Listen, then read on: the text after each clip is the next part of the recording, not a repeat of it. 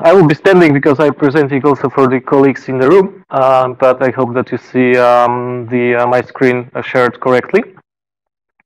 And I'm happy to talk to you today about the indestructible infrastructure. I deliberately put here the clickbait title, Skynet, how to build it. Before we start further, no worries, it's not dangerous yet. Maybe in the future, but at this moment, at this stage of art, you should not be afraid about the Skynet from the movie. Just a few words about me. I work as a DevOps at Bluesoft. I conduct trainings or deliver trainings of Ansible together with Fundacja SysOps DevOps Polska, at which meetup we are here today. I work as sysadmin and programmist, and I specialize with technologies like Kubernetes, clouds like AWS or Azure, and orchestrators, for instance, Ansible. And as the introduction, the first question that comes in mind, what actually is our goal when we talk about the indestructible infrastructure? And I think that the goal is to have like high availability platform or space for our services, whether it's application, microservices, whatever we would like to host or have it well, highly available. Well, that's what we would like to achieve. And why actually do we need the indestructible infrastructure? And if we talk about indestructible, actually what should these entities or infrastructure be resilient to? So let's dig into the question. In that question, when we think about the disaster, about the downtime, well, probably some ideas comes to your mind, but in general, what could cause an outage of our service? Yeah, it could be some disaster, probably, maybe human error, or some attack. And well, the question is, can you actually mitigate the risk to achieve your goal or our goal of the indestructible infrastructure? Yeah, because things breaks, and well, that's unavoidable. But maybe you can plan for that outages and actually maintain the high availability of your solution, of your service. And just to give you some idea how things can go wrong, this is some disaster example that I remember. I was personally affected by it. In 2017, S3, AWS-based service, went down because of small change in the configuration that led to, it actually was a human error during the restart of some billing service, I believe, that later escalated and took the whole S3 service down. And what's interesting here is that this service, S3, is supposedly indestructible. It should be highly available, but some human error during the maintenance actually managed to take it down.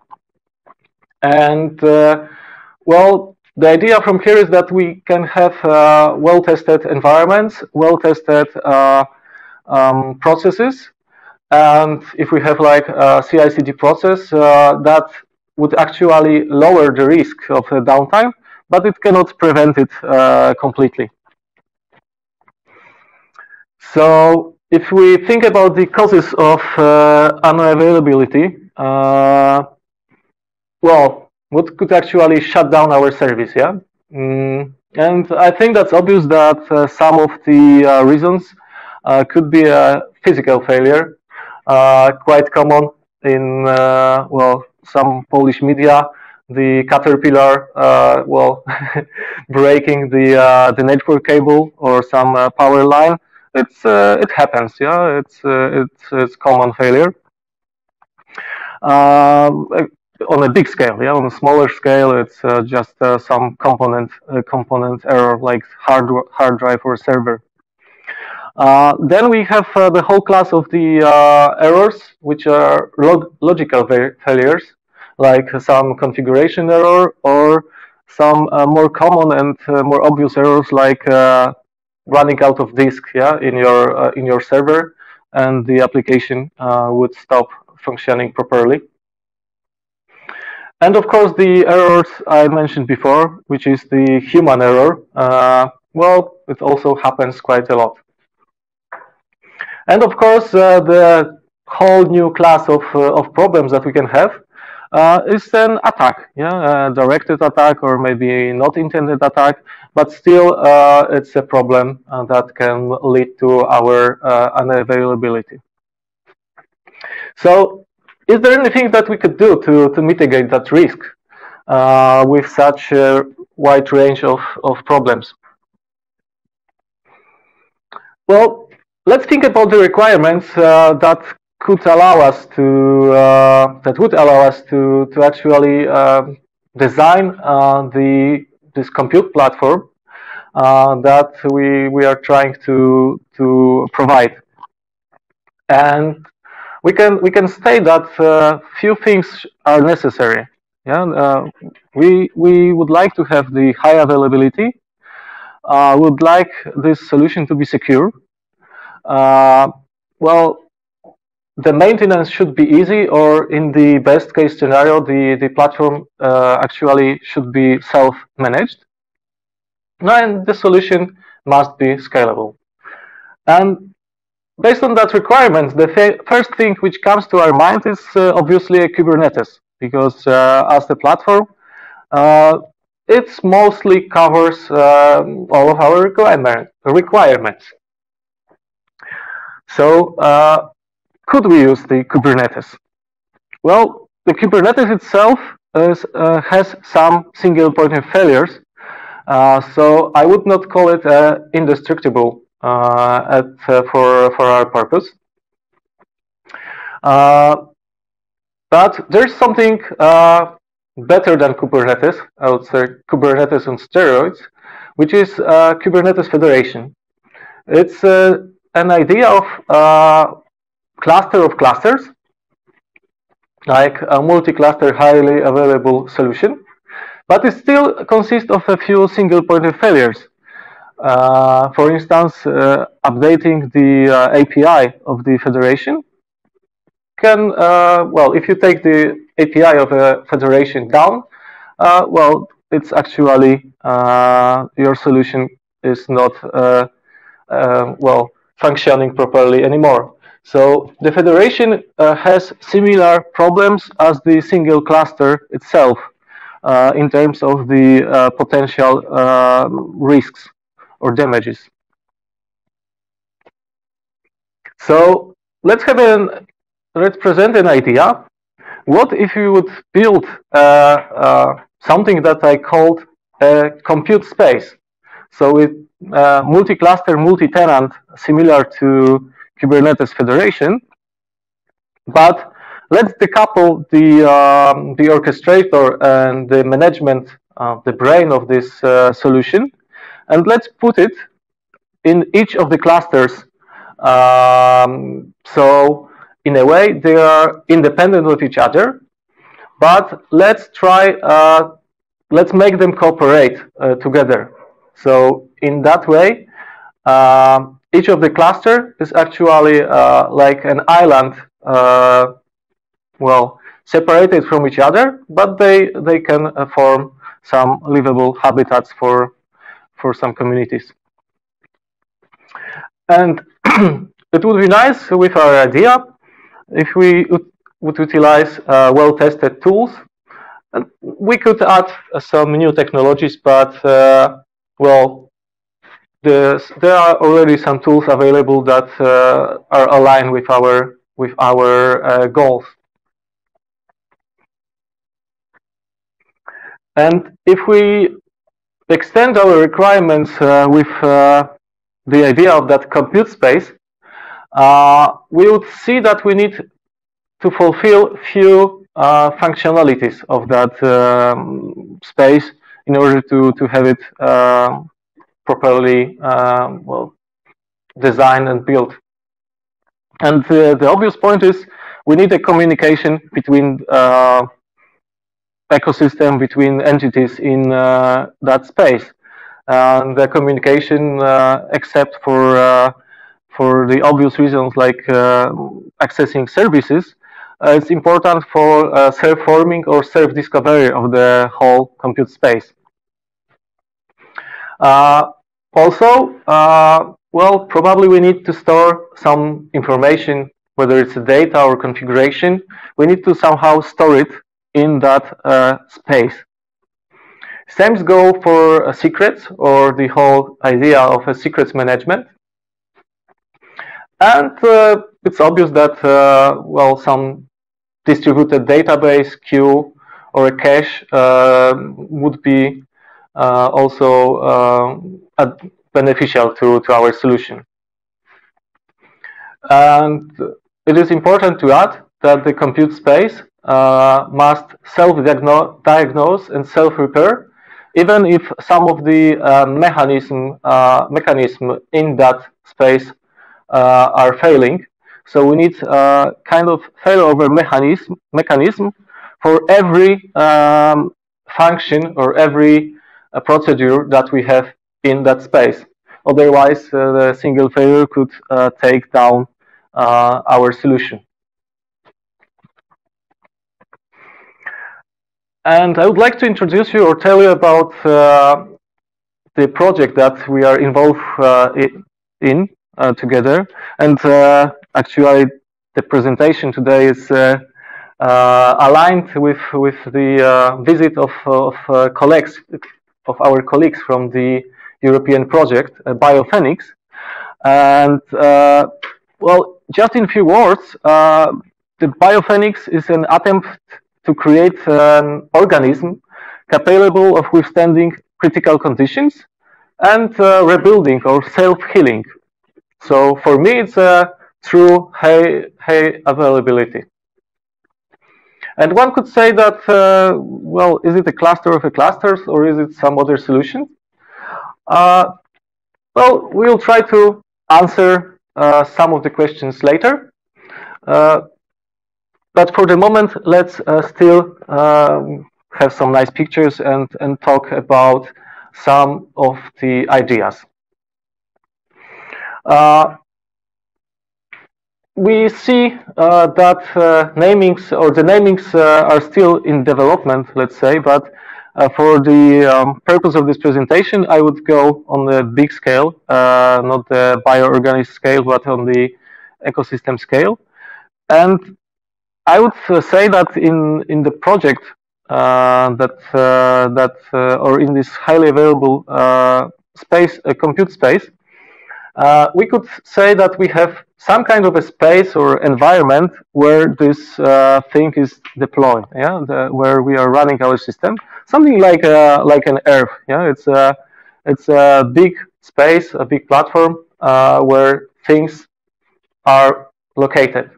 And in our Earth, we have different livable habitats, like like on this picture, savanna, field, maybe some pond or lake. So some physical habitat that has some properties where organisms can live. And in that habitat, that organisms that I mentioned actually live, coexist, create communities, and try to do what every bioorganism is trying to achieve. Well, just live and withstand, or try to maintain the flock, try to maintain the species, yeah, to preserve the existence of such a species. So in a way, how could we translate it to the compute space, to the technology? I see it like that the analogy between the physical world to the logical layers of the platform that we need to build. So we have something like physical layer, and then we have on that physical layer we can build an abstraction, and we can call it a compute layer. And on the top of that, we would run our microservices or logic that governs the whole space. Additionally, we could add some more layers or tools like service mesh that would make the communication easier, but it's something extra. So the way I see Biophoenix, or this idea of compute space, is that we create something that I called software-hardware abstraction layer. So we first abstract the available hardware, and then we normalize it with the software, and on this abstracted software-hardware layer, we run, well, let's say, the common set or normalized set of microservices. So if we think about the past, we had this hardware abstraction layer. If we put the same software on the top, then we normalize this compute space for each of the applications that we would run on the top of it.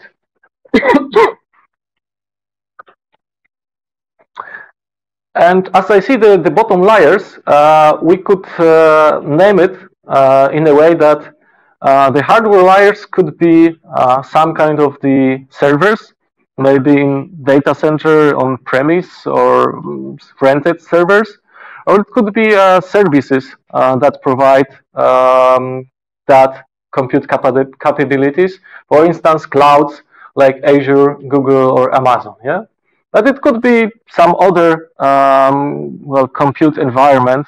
We just need to be able to run the software abstraction on the top of it. And we mentioned before we mentioned earlier the Kubernetes, and actually it seems the most obvious or the best for the moment abstraction layer for the software layer that we would like to build. So we can run Kubernetes on our clouds, like our servers on premise, or we can use abstracted Kubernetes services like Azure Kubernetes services or Google Kubernetes engine or some other solution. Actually, how we design the two bottom layers should not affect at all the logic or the brain of our system. So that's the beauty of that design, that you can replace servers or services and still it would not change how the whole platform behaves. Because on the top of it, there is something that I call a control plane, to have analogy with Kubernetes, but it's this community of instances of bioorganisms that cooperate with each other, that are taking some decisions, having some discussions, let's call it, maybe some voting about what to do in that compute space. Maybe we should add some new members. Maybe we should revoke some of the existing participants, and all of that is achieved by cooperating together via well-known established procedures.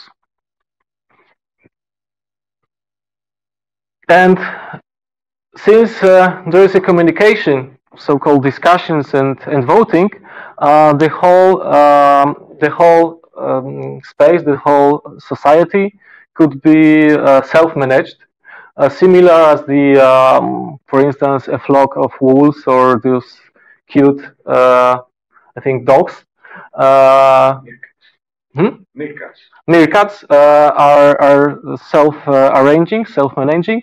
So the flock is trying to be the more efficient, the best for survival. And similar, the flocks of our bioorganism can cooperate and make decisions that are the best for the flock. So if you look at the compute space requirements that we mentioned earlier, how can we build it? What's up, and how to avoid threats and keep the system available? Yeah. So here comes the idea of an API that allows this communication, allows this system to actually be created.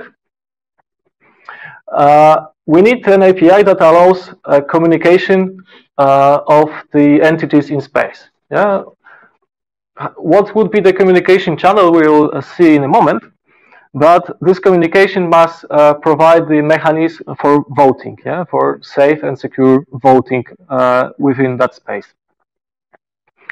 Then, of course, since we have distributed compute platform, compute space, we need some place where we could safely store our information, some kind of data configuration files, and have it available to all members of that platform.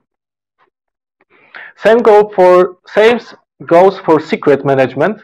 It's a really critical part of our compute space, and we need to somehow embed it and share all of that secrets within that space without compromising it.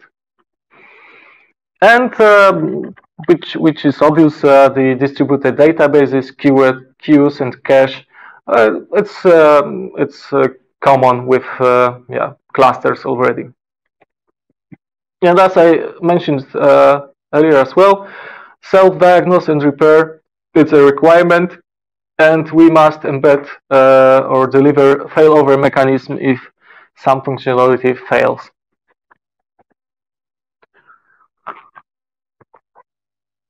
So what I mean by that? Well, let's first of all look at the voting protocol. Why do we need it, and what's important with that idea? So if we provide the voting protocol, we can agree on the decisions with regards all of the elements in the compute space, and we need to be able to scale up or down the compute space. Authorize new entities. So when we create additional cluster or additional member of our compute space, there is a requirement to add it, to allow it to join our community. And actually, it should not be automatic. It should be authorized by the whole community. Then we need to detect and disconnect faulty parts, and it's also critical not to do it at random. And also granting permission or granting resources. It's something which is actually dangerous in a way that possible place to be attacked. So it should be considered as the whole community decision. And with that voting protocol, we can actually coordinate updates and security and maintain security of the whole compute space. So when all members all of the members can take part in the decision when, how, and why should some of the members be updated or replaced. And I think the most interesting part, the communication of these inside the compute space between entities. Well, what's communication? It's transmitting and receiving, or maybe inquiring, which is kind of downloading data via various channels. And what do I mean by various channels? I see it as the function, the API that allows you to send or download information.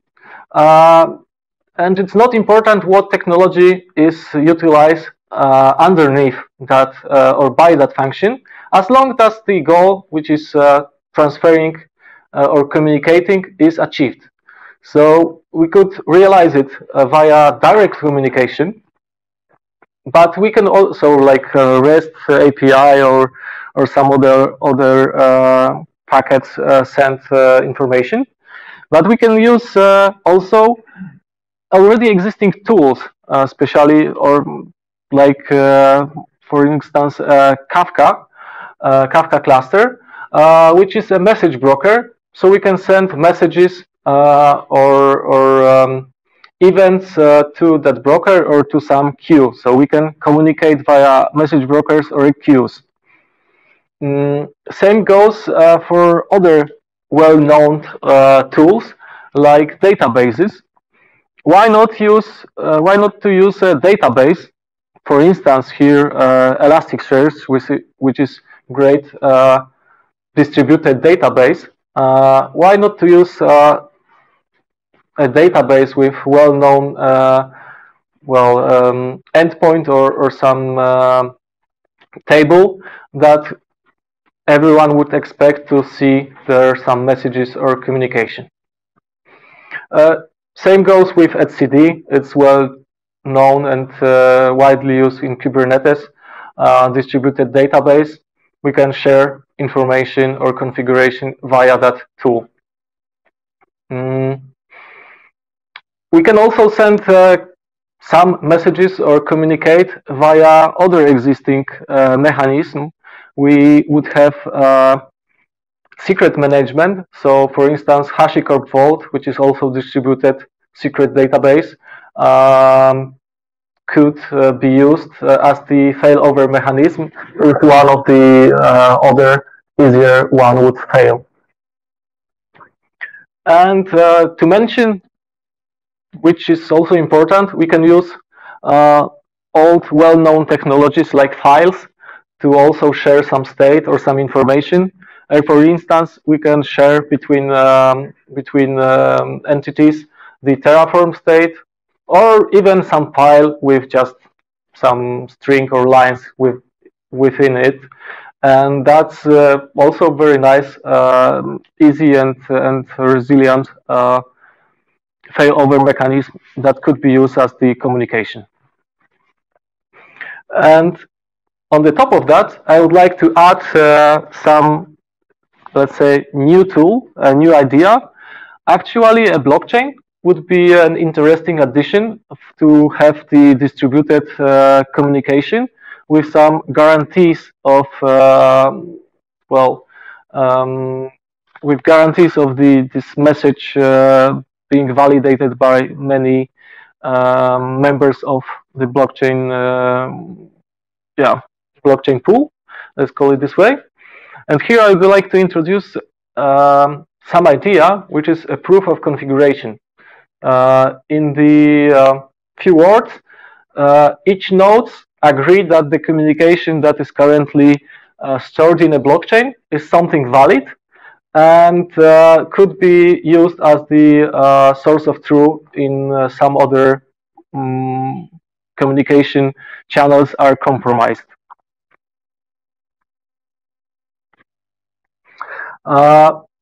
Easy part for our cluster, the data rotation. I call it cluster, but I mean compute space. For data rotation, there are many technologies with distributed file systems. So that's obvious that we should utilize them. But the data can be stored also inside the distributed database.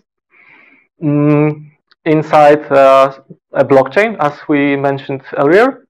But there is also this nice old technology like direct data storage, and we could store data in files and synchronize them with rsync or some other old school copy and paste or download and send tool, yeah, like rsync, for instance. So as I said, for data rotation, even a file with a state, it's interesting tool, because as we know, it's well-tested technology. So we could, for instance, share, as I said, the Terraform state or Ansible cache and spread it through the whole compute space, and that's how we retain and share some of the data. More difficult topic which should be covered is secret management. There is no good answer here when we take a consideration of the distributed compute space that should self-manage and self-create. But few ideas. One of the obvious is use of HashiCorp Vault. Then we can store the data. If we encrypt it before storing, then actually we can put it anywhere, like maybe in console or etcd that we already have or should have. Then in file storage, like we put data in an encrypted file. One of the examples, Ansible Vault files, yeah, could be stored somewhere along with our solution, and of course in a blockchain.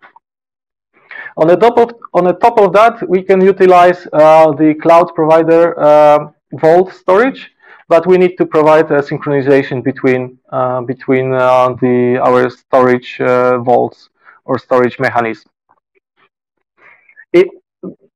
To be said, the idea is that the same secrets should be stored and populated into all of the mechanisms that we implement, so we can always fail over to the other solution if one is corrupted. Yeah, for instance, if HashiCorp Vault would fail, let's use data from blockchain, for instance. Yeah, why not?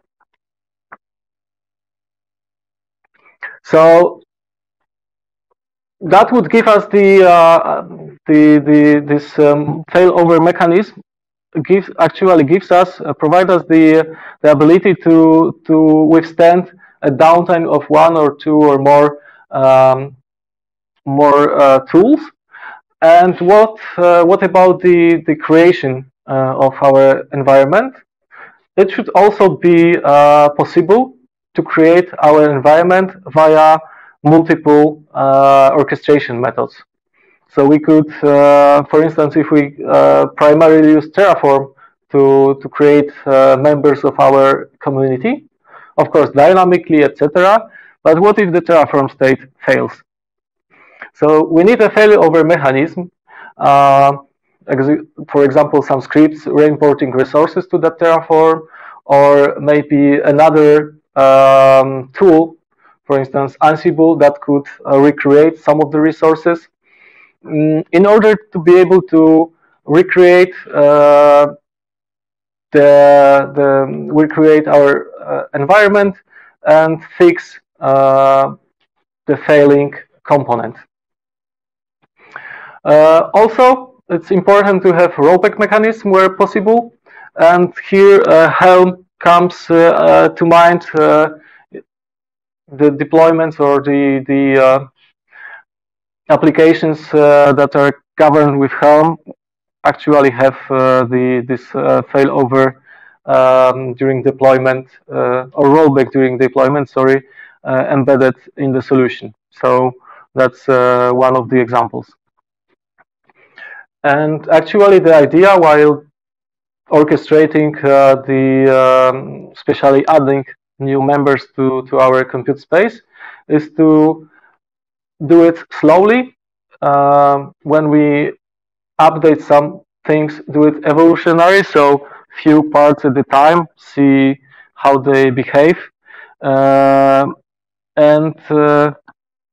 have that change management and deployment controlled, well performed slowly, with option to rollback. So since I mentioned the update, it's actually the evolution of that space. So updates are the most difficult and most dangerous parts or topics in our challenge in building this compute space, because once the compute space is built, once all of the processes are running, if for instance one cluster dies, we can recreate it using the already existing procedures and technologies. But each time we update the orchestrators, each time we update the brain of our space, it generates a risk of potential, well, bug, let's put it this way. So update or development of this compute space is the most dangerous operation when we think about designing, building, and maintaining that solution. So the idea for update is to do it gradual, with small set of population, like evolutionary, have this rollback capability. So if newly updated or created members of our community behave badly, are faulty, we should actually expel them from the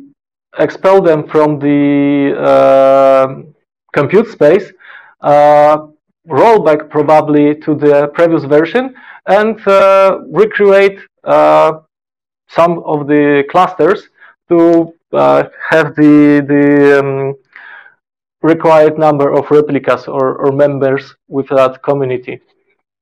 And here comes this idea, which is a proof of configuration. So once the environment is stable, all of the nodes or all of the properly working nodes can agree that this is the well-known solution, and this is the configuration we can roll back to if needed. So how could we make or deliver the updates to our compute space if we would like to have it self-managed? So we would like not to touch it, but we still need to introduce some changes. So the most obvious idea is to interact with our compute space through a Git repository. It's a well-known technology. We know how that should behave, and well, it can be audited. So it's reduced the danger of introducing unintended changes. And here, if we would have the changes or configuration in repository, then, well, either the application itself can self-update, or we can use another tools like, for instance, Argo CD or Wiflux that can deploy that changes for us. And of course, for that updates, some names of tools like Ansible, Terraform, or custom procedures or scripts comes to mind. So for this recovery after a critical failure, we need to think about possible corner cases that could occur in our compute space. So one of the most dangerous is a split brain. What if, let's say, we run our compute space on 2 continents, and actually the communication between continents breaks down? We could introduce a split brain, and here utilizing the blockchain idea, we could actually, once the communication is restored, we could say that the longest chain or the biggest community wins. For instance, it's just one of the ideas that could be utilized. But let's think about another scenario which I kind of like. Here on the picture you see a seed bank in Norway, I believe, which is supposed to give us the possibility to restart our civilization if the big cataclysm would occur to Earth. And I had this nice thought, what would happen if we would put one member, one cluster or one entity of our compute space, of our Biophoenix, somewhere deep in the bunker, in the data center. If the whole world goes down, how long can it survive? And what's required to rebuild the space when we reconnect to Earth, let's say, or to other maybe still existing data centers on Earth after some possible cataclysm. So to answer the first part of the question, I believe that the computer parts right now can withstand somewhere about 100 years, more or less, maybe 200. So if we would build today and hide our Biophoenix, our compute space, somewhere in a bunker, should be still possible to recreate itself, replicate for 100 years, let's put it this way. But we need to decide what's the minimal safe quorum that should be able to reintroduce that organism back to life. Yeah? Not to create a split brain or not to create two competing clusters or the instances of the same compute space. So I believe that one, it's a good number for like edge case scenario of the whole Earth cataclysm, but usually it should be a greater quorum. But the single instance should be able to recover the whole space. So that gives us the idea that each member of the compute space must store and have available all of the required information. So the full set of the databases, the full set of the configuration, the full set of secrets. So basically, if we would think about the Elasticsearch cluster, we need to have on each of the nodes the full data set, full replica, full shards of each index. And here comes the idea of so-called a block zero. Like in a blockchain, we create this block zero, we create the initial configuration, and then we just let the system use it, run it, and build on the top of it. So even the single node, when it would see that there are no other members, adding new data to this blockchain, it could detect that it's the last living member and could recreate the whole space. So we need the continuous change detection and adjusting based on the events that we would observe.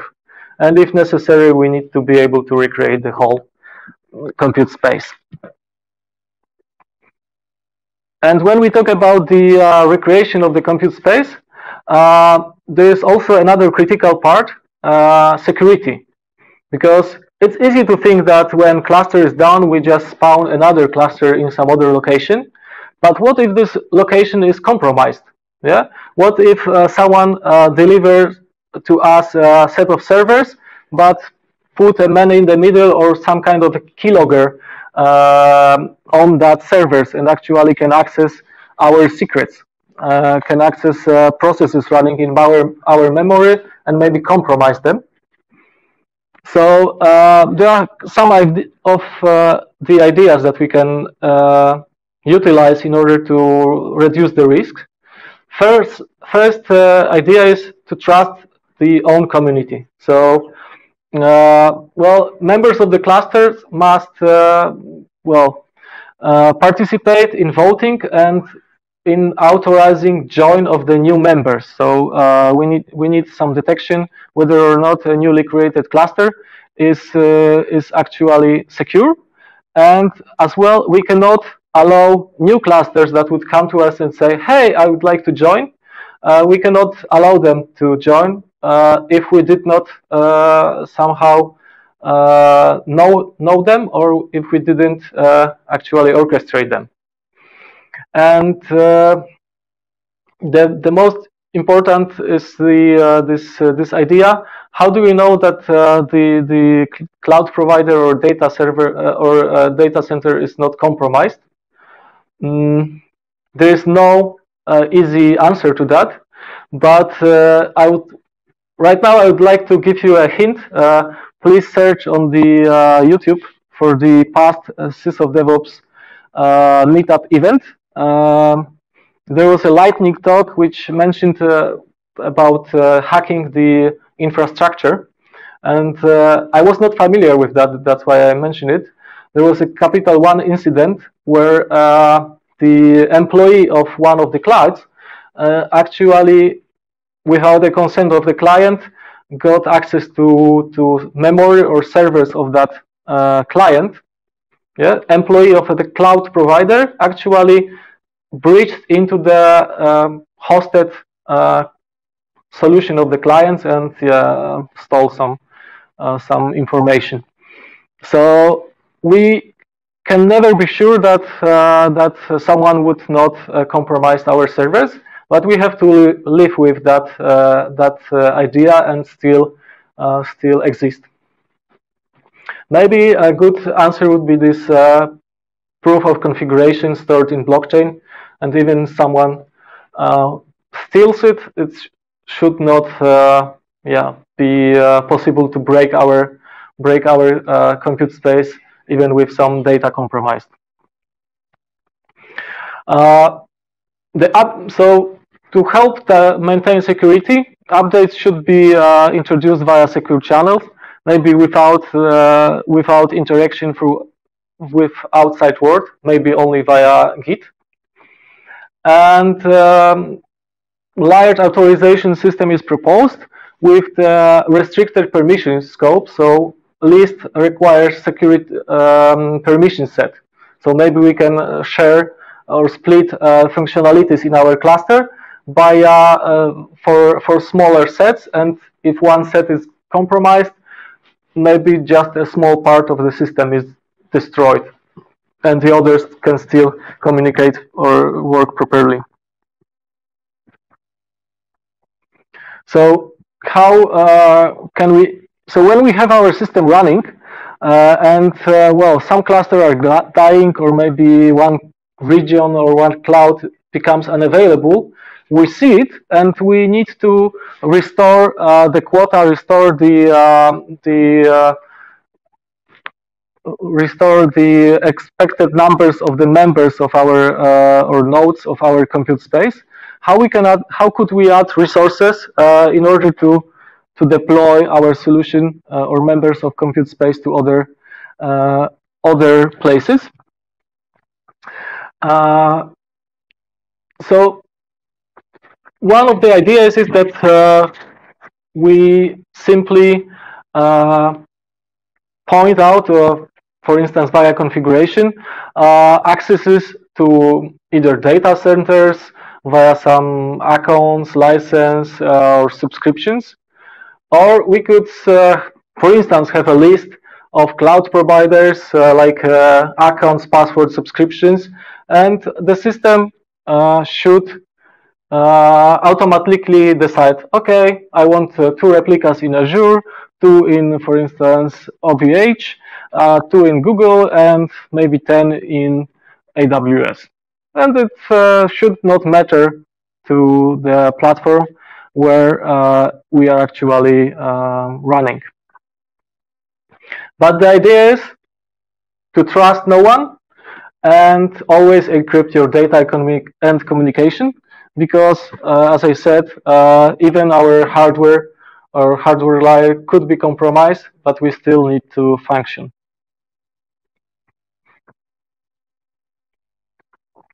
And once we have our compute space working properly, let's think how the network in that solution should actually behave.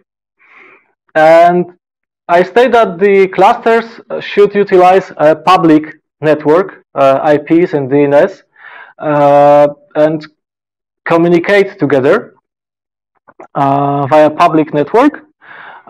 So we actually would not introduce any new technology in order to form the cluster and manage this compute to manage the control plane, the brains. But the clusters, once they are existing and interconnected in a compute space, should provide internal network via some mesh or SDN. And if the communication is done via public internet, well, we can obviously, as I mentioned before, with the communication API, we can utilize different services and protocols. It actually does not matter whether we would utilize a distributed database or message broker, or if we would communicate directly one-to-one or one-to-many. We just need to communicate in public internet, whether with DNS access or based on IP is great for us.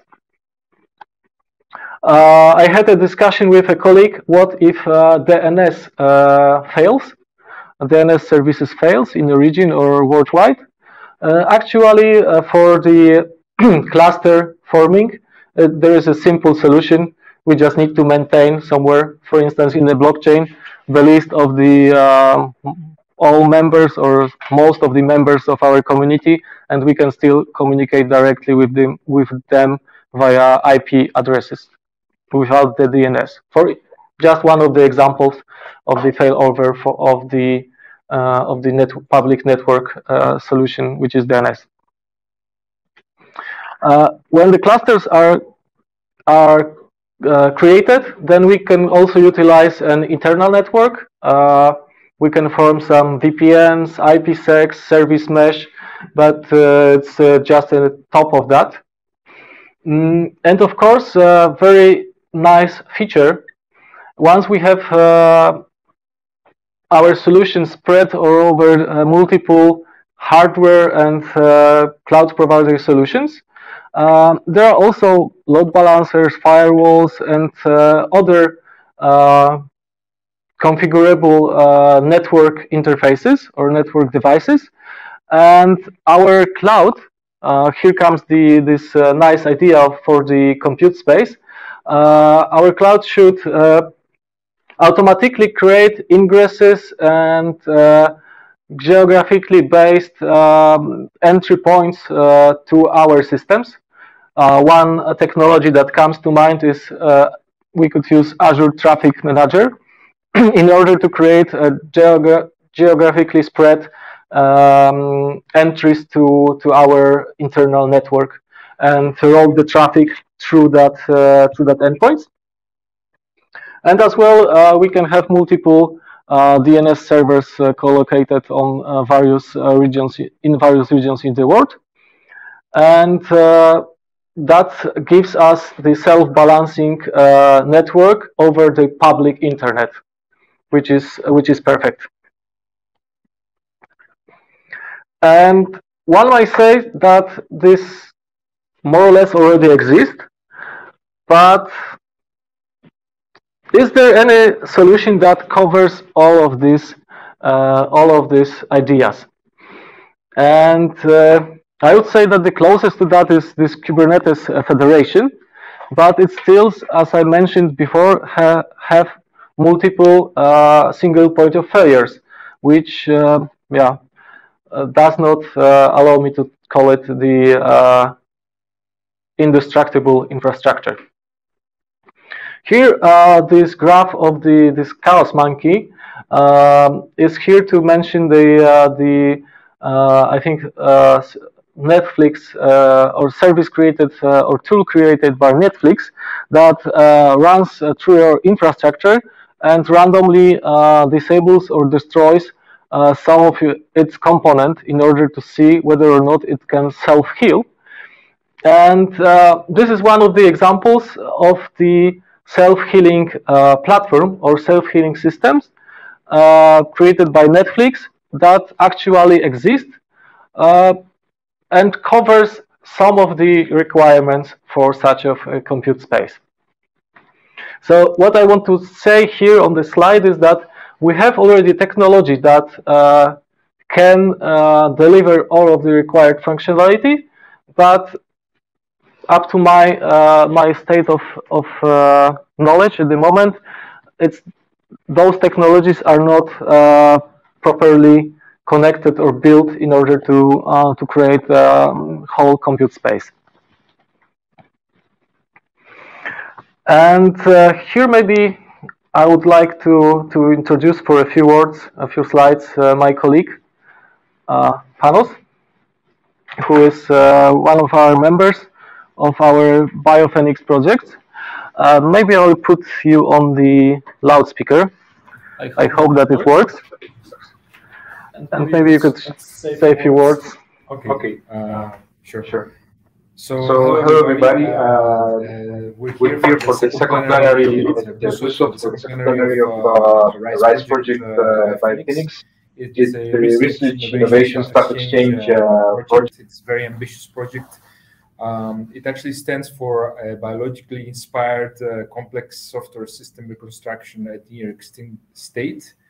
As you see on your slide, we aim to develop a fundamentally novel computational model for reconstructing complex software systems following some massive internal failure or external infrastructure damage.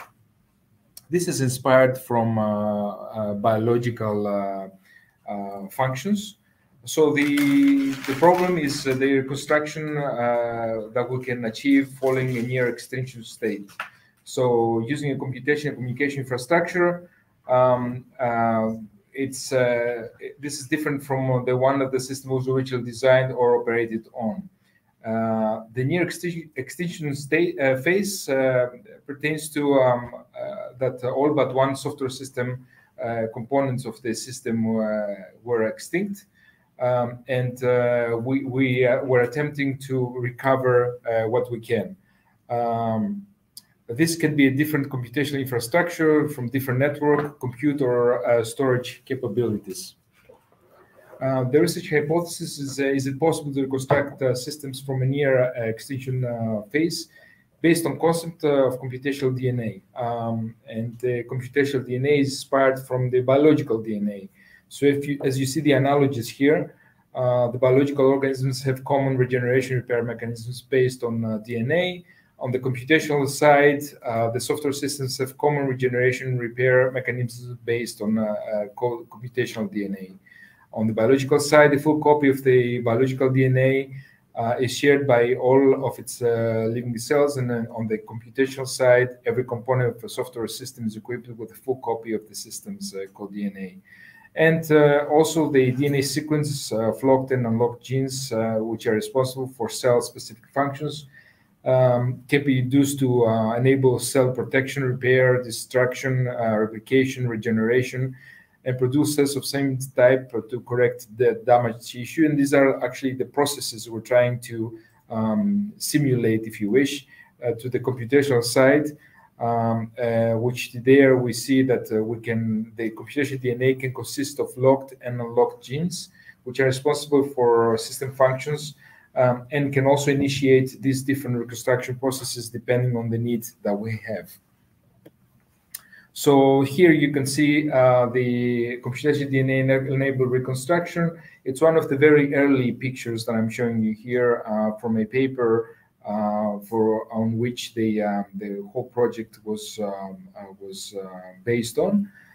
So you see the software system as a network of computational DNA-enabled system cells. Then on B1, you can see that the system is near an extension state.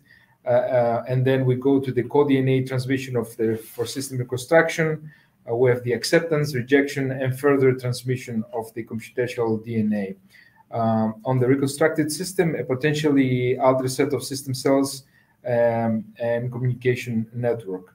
It's as I said, it's an ambitious project, especially because this is a RISE project. My colleague here, Jakub, mentioned all the different technologies that we're going to use to achieve this. Of course, Kubernetes clusters, and it's going to be a challenge to get this, but we already have a plan, and we have submitted a couple of deliverables already. We had some setbacks with COVID, but we're doing well now, and the project has about another 2.5 years to go. So we'll keep posted of the results that we're going to have. Thanks. Thanks, Jakub. Thank you very much. Thank you very much, Panos. So, as you heard from our colleagues, we are trying or we are aiming to build like. Sorry, actually. Sorry for the distraction. So we are actually aiming to build indestructible compute space with this ability of processes.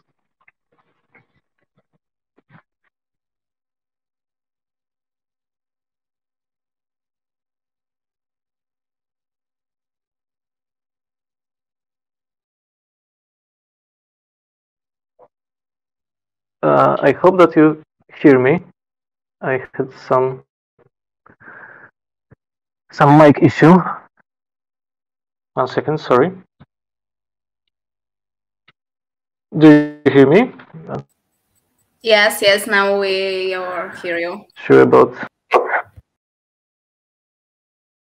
Sorry, I had some problems with mic. I hope that it will work and that you can hear me for the last slides. I'll try to fix it quickly. Okay. Technical issue. So we are aiming to build this compute space with failover mechanism and with idea that things can go on every level, and we are trying to mitigate the risks. The project itself, as Panos said, it's a big project. But well, let's think about this business need, or actually why it's so important, why it's so cool to have this indestructible compute platform. So as I see, once done, this product allows to deliver and almost guarantee that we have a platform where some applications, services, or other entities that you would like to host can be actually deployed into. And the platform self-manage, manage secrets, and which is also very important, automatically adjust the network and network endpoints. So even if the whole region goes down, we can simply reroute traffic to other regions and still maintain availability. So in theory, if we put one or fewer members of our platform, as I like to depict it, in some kind of a vault deeply underground in a bunker, in theory, it's indestructible. So just to wrap up, what's next? We are building a proof of concept. Well, I mentioned that the technology already exists. It's just then we just need to glue it together. Let's put it like this. The first iteration you can imagine as semi-automated procedures or scripts with initial capabilities to create a few clusters and deploy itself to that clusters, and of course from that clusters manage, self-manage. So if any of the clusters go down, the other members of the compute space, other clusters, would actually recreate it, and that's the first proof of concept. And as you can hear, it's quite easy. You can do it with Terraform, microservices in Docker and Kubernetes already. So we aim to use well-known tools, and we would like to start small and add incrementally functionalities to that API. And it's supposed to have a demo, but it's not fully functional right now. Maybe as the last part, I usually present it on some of the conferences as a bonus. As I mentioned, there was the advertisement would go, but what I want to say, there was an open mic with books that I recommend to watch, książki godne DevOpsa, and one of the best, I would not launch it anymore, one of the best video or presentation, how to learn and how to be productive, Brandon Rhodes, Stopping to Sharpen Your Tools, from PyVa Summit 2015. So no demo, but a small bonus instead. And as I mentioned, I'd like to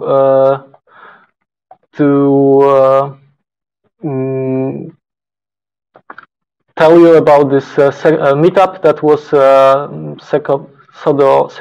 SysOps meetup. I don't remember what was the number, but on 27th of December, the lightning talk by Kamil Stravinsky, when it's available on YouTube, I recommend it to watch it. How your infrastructure can be compromised by the employees of that of that cloud. So yeah. Thank you very much. See you on the next meetups and trainings. And I hope that the sound is still working. Thank you for attending.